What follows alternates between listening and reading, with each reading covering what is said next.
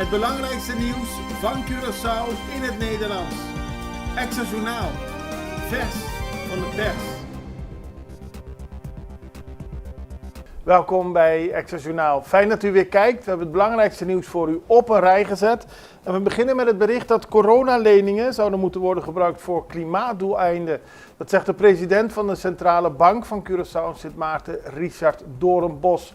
Hij sprak eerder deze week in Nieuwspoort in Den Haag tijdens een bijeenkomst die georganiseerd is door Interexpo over 70 jaar statuut.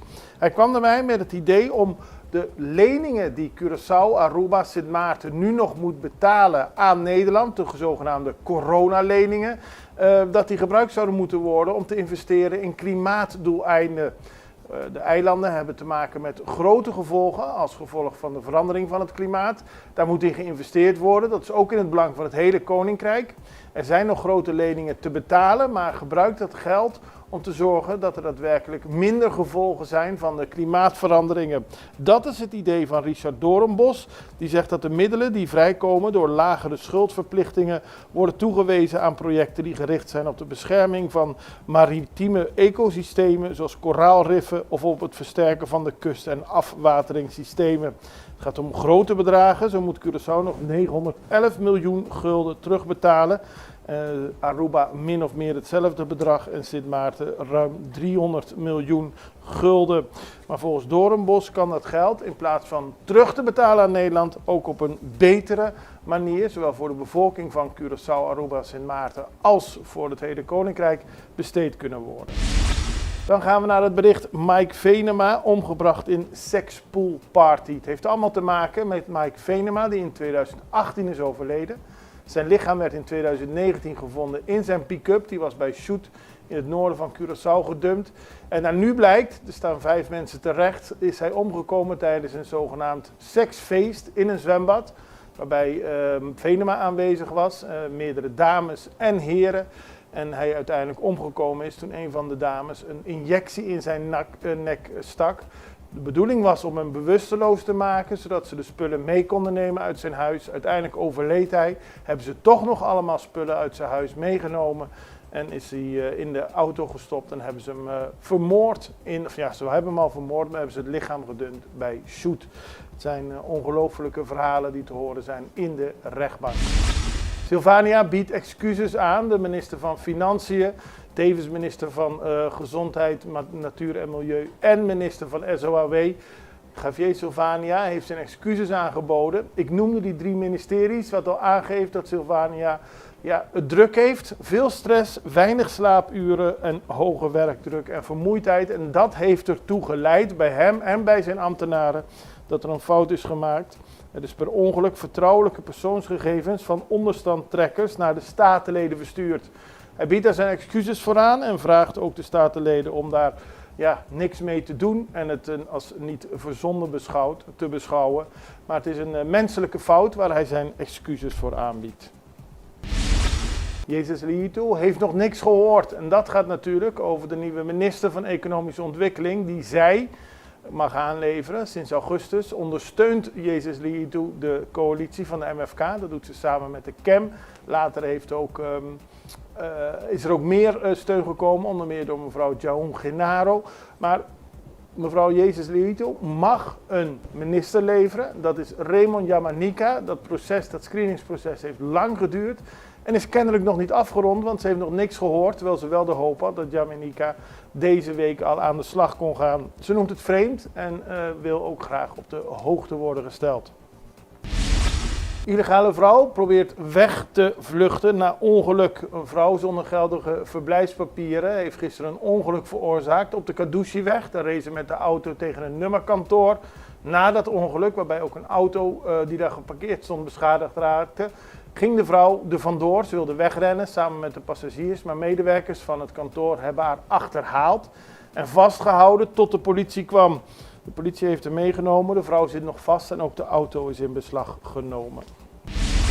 Ongeluk op de Caracas Bayweg, daar schrijft de Extra vandaag over. Een Europese Nederlandse man, raakte met zijn auto over de kop en kwam in de rooi terecht bij pompstation Vandis. De reden waarom hij de macht over het stuur kwijtraakte en slipte is niet bekend. Maar de auto sloeg over de kop en kwam uiteindelijk op de zijkant terecht. En wonder boven wonder is de chauffeur en zijn bijrijder nauwelijks gewond geraakt. Aanwezige ambulancepersoneel raadde hem aan een bezoekje te brengen aan de huisarts. Maar dat was ook alles. Centro Pro Arte binnenkort gesloopt. Dat heeft de minister van Onderwijs, Wetenschap, Cultuur en Sport, meneer Citré van Heijdorn, laten weten in het parlement. Dat binnenkort de werkzaamheden gaan beginnen om het oude gebouw volledig af te breken en te vervangen door een geheel nieuw en modern centrum. Volgens de minister is een van de eerste stappen het aanpassen van de structuur van de stichting om te voldoen aan de regels voor goed bestuur. Daarnaast worden gesprekken gevoerd met het Algemeen Pensioenfonds Curaçao over de mogelijke oprichting van een nationaal theater in de toekomst. De uiteindelijke doelstelling is volgens Van Heijdorn om het huidige theatergebouw aan de Schouwburgweg volledig te verwijderen. Daarmee zijn we even aan het einde gekomen van de eerste ronde. 7 nieuwsberichten. Even een break. Komen we dadelijk terug met nog meer nieuws. Extra in Nederland. Van Amsterdam tot Arnhem, van Groningen tot Maastricht. Extra is erbij. Volg Extra Digitaal en blijf op de hoogte van de belangrijkste ontwikkelingen in Nederland. Extra Digitaal is te zien op verschillende platforms en kanalen zoals WhatsApp, YouTube, Facebook, Instagram en ook TikTok. Wilt u ons op de hoogte brengen van een evenement of iets doorgeven? Neem contact op via WhatsApp, e-mail, Facebook of bel gewoon 06 1364 2945. Volg of abonneer je op Extra Digitaal. Klik aan en volg ons.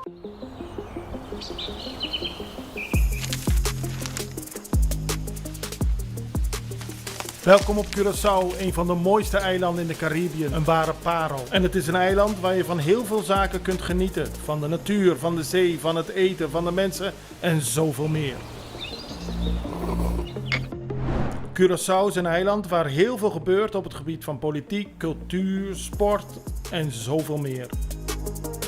Een Extra Journaal brengt het belangrijkste nieuws van Curaçao. Maar we hebben ook aandacht voor al het nieuws op Bonaire en Aruba en op de bovenwinden, Saba, Sint Maarten en Sint Eustatius. En we belichten al het nieuws van alle kanten. Het nieuws is duidelijk, actueel en vers van de pers. Extra Journaal, elke werkdag op Salto. Op Curaçao zijn we de hele dag bezig met het maken van Extra Journaal. Volg ons op je favoriete Amsterdamse zender. Tauro.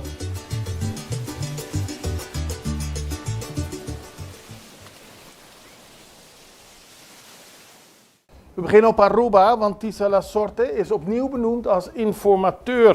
De gouverneur van Aruba, Alfonso Boekhout, heeft gistermiddag de huidige directeur van het Arubaanse hotel- en toerismeorganisatie AHATA benoemd als informateur. Dat was zij ook al in 2021. Deze week heeft ze al meerdere consultatierondes gehouden. Ze heeft de opdracht gekregen om te onderzoeken welke opties er zijn om een kabinet te vormen dat het vertrouwen geniet van een parlementaire meerderheid en dat gericht is op een financieel-economisch gezonde beleidsvoering. De gouverneur vraagt daar extra aandacht voor, want hij wil dat er in de nieuwe regering wordt gewerkt aan het terugdringen van de kosten van levensonderhoud. De informateur moet uiterlijk op 20 december een schriftelijk rapport over de uitkomsten van haar werkzaamheden aan de gouverneur overhandigen. We blijven even op Aruba. Ik laat u een kort filmpje zien dat op Facebook staat, waarbij aangegeven wordt dat er een heel nieuw foodcourt komt op de internationale luchthaven van Aruba. Het is leuk om te zien dat de mensen al lekker worden gemaakt met de beelden van hier kun je dadelijk vanaf het tweede kwartaal volgend jaar gaan eten als je naar de luchthaven gaat. Kijk even naar het korte fragment. Hey everyone, we have some exciting news from Aruba Airport. We are developing a brand new food court area right here at the airport. It's going to be located right in front of the arrival terminal between the car rental offices. This new area will offer a convenient and delicious local food experience for meeters, greeters, passengers and our airport community. Just a heads up, this area is closed for construction and is expected to open in Q2 of 2025. Stay tuned for more updates on this project and get ready to enjoy some amazing food at Aruba Airport. En dan gaan we naar een lezing over 70 jaar statuut. Er zijn in Nederland bijeenkomsten. Er zijn hier allemaal activiteiten georganiseerd. Onder meer gaat het paleis van de gouverneur open. Ook wordt er door de Fundación Corazón Camino para Libertad een lezing gehouden bij de ICUC met als titel 70 jaar statuut, een compromis vastgeroest in de tijd. Spreker is Disraël Orphelin, hij is vicevoorzitter van de stichting. En op 15 december is het 70 jaar geleden dat het statuut voor het Koninkrijk der Nederlanden werd ondertekend. Volgens Orphelin zal er kritisch worden ingegaan op de mogelijkheden die het statuut bood, maar die volgens hem geen enkele regering ooit heeft toegepast. De lezing begint om 9 uur 's ochtends en duurt tot 12 uur 's middags. De toegang is gratis, maar de stichting benadrukt dat de zaal plaats biedt aan maximaal 60 personen. Dan gaan we naar internationaal nieuws, want de oppositieleider uit Venezuela is gearresteerd, terwijl er eerder demonstranten waren vrijgelaten. Een ander lid van de oppositie, geleid door Maria Corina Machado in Venezuela, is gearresteerd kort na de vrijlating van 18 mensen die waren vastgezet tijdens de protesten na de omstreden verkiezingen van 28 juli. Jesus Armas, lid van het campagneteam van de oppositie, werd dinsdagavond op brute wijze door politiefunctionarissen uit een café gehaald en met geweld in een zilverkleurige bestelwagen zonder kentekenplaten geduwd. We hebben absoluut geen informatie over de verblijfplaats van Armas, waardoor we te maken hebben met een nieuwe gedwongen verdwijning, dat zeggen de aanhangers van de oppositiepartijen. De aanhouding viel samen met de vrijlating van 12 minderjarigen en 6 volwassenen die waren opgepakt tijdens de protesten die uitbraken nadat president Nicolás Maduro werd uitgeroepen voor de derde ambtstermijn van 6 jaar. Die protesten resulteerden in 28 doden, bijna 200 gewonden en meer dan 2400 arrestaties. De situatie wordt door de oppositie natuurlijk nauw in de gaten gehouden. Daarmee zijn we aan het einde gekomen van deze aflevering van Extra Journaal. We zijn er morgen weer en ik hoop u ook. Tot ziens. Dag.